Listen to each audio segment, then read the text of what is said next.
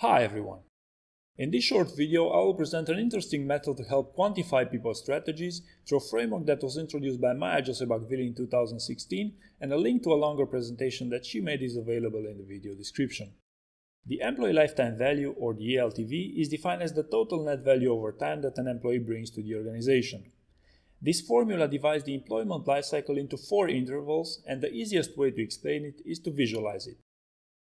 On the horizontal axis we have the time, while on the vertical we have the employee output, which can be quantified in various forms depending on your strategy and how you're measuring it. The first milestone of the employment lifecycle is the ramp-up period, also known as onboarding. Some programs are more effective than others, and the orange line is for a regular scenario, while the blue one represents a more efficient onboarding program. The second milestone is to evaluate the impact of a great recruitment process. The reason why is it pictured only after the onboarding is to highlight the network effect of a good hire, often noticeable even before the onboarding is complete. Third is the impact of management and development programs. Notice the orange line remains horizontal while the blue one has an ascending trend. And fourth is the area that measures the impact of management and the positive culture. The employee lifetime value for each employee represents the volumes below each of the curves. In orange is the ELTV for the average employee, while in blue is the ELTV for the scenario with slightly improved people practices. If you're familiar with calculus, those areas represent the integrals. The goal is to determine the impact between the two practices, and this is highlighted by superimposing the two areas. For example, we can use money in form of net income as a method to quantify output.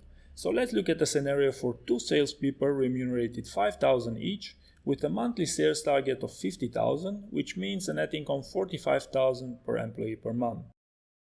Our objective is to compare the net income for each of the employees throughout the 4 milestones of the employment lifecycle, considering the first employee's organization has average people practices, while the second is part of an organization with slightly improved people practices.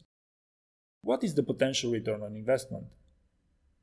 We can assume the first employee's company's standard onboarding time is 6 months, while the second only needs 4 months since they invested in pre-boarding and training. Next, we have the impact of hiring practices.